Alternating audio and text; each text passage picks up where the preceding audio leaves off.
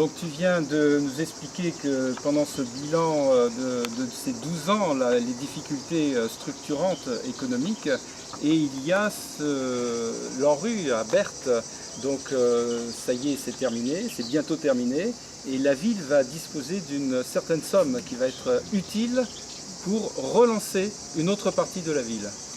Oui, c'est finalement le côté positif du retard pris par l'État avec son Agence nationale de la rénovation urbaine à valider notre projet de requalification du centre ancien. Si l'État avait été plus rapide, il est probable que nous aurions dû à la fois terminer le programme de Berthe et commencer le programme du centre-ville. Et la part qui reste à la charge de la commune dans ces grosses opérations structurantes, dans la situation économique dans laquelle nous nous trouvons, il est probable que nous n'aurions pas pu mettre pour les deux.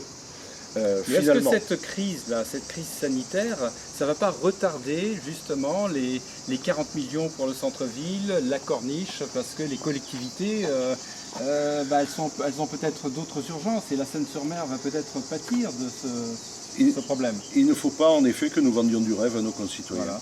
Parce qu'un programme comme celui du centre ancien, finalement, si on regarde bien, on est à 41,5 millions de coopération financière entre l'État, la région, le département, la métropole et la commune. Sur l'ensemble de ces partenaires, tous ont investi dans des budgets de fonctionnement pour répondre aux difficultés liées à la crise sanitaire. Et tous se retrouvent dans des difficultés, probablement moins l'État, puisque lui, il peut s'autoriser à être en déficit. Mais les autres, qui sont des collectivités ou l'intercommunalité métropolitaine, ont obligation d'assurer un équilibre budgétaire.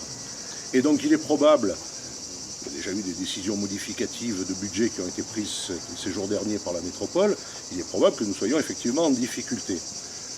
L'important est que nous puissions commencer, attaquer, à la fois sur l'habitat, à la fois sur la redynamisation commerciale par rapport aux cellules commerciales, sur la réorganisation urbaine.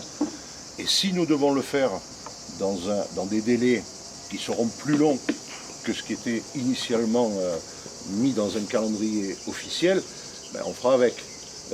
Pour autant, ce sont des acquis. Ce sont des acquis et on va pouvoir enfin, de façon structurante, agir différemment de ce qu'on a pu faire jusqu'à présent, avec des petites opérations de mitage sur telle ou telle place du cœur de ville ou sur telle ou telle opération de rénovation de l'habitat. En tout cas, ce qui est sûr, c'est qu'avec ce programme, ça sera beaucoup plus facile à mettre en place qu'un pont ou une passerelle. Oui, alors, au-delà même de la question budgétaire, qui ne fait d'ailleurs aucun doute, ceux qui proposent un pont ou une passerelle ont juste oublié deux choses. La première, c'est qu'on ne fait pas ce qu'on veut dans la rade militaire de Toulon. Exactement. Et qu'il est fort probable que l'autorité de la préfecture maritime ne verrait pas vraiment d'un bon œil une telle infrastructure. Et la deuxième, c'est que ça ne relève pas de la compétence communale. Et que sauf avoir une force de conviction considérable en direction de notre métropole, il me paraît délicat d'obtenir qu'elle s'engage, alors même qu'elle s'est déjà engagée sur d'autres projets qui sont aujourd'hui sur les rails pour la ville de la Seine. On évoquait le centre ancien, on peut évoquer demain les 40 autres millions dédiés à la rénovation de la corniche de Tamaris. On voit mal comment il sera possible d'obtenir de la métropole un énorme financement pour un projet qui relève purement de sa compétence.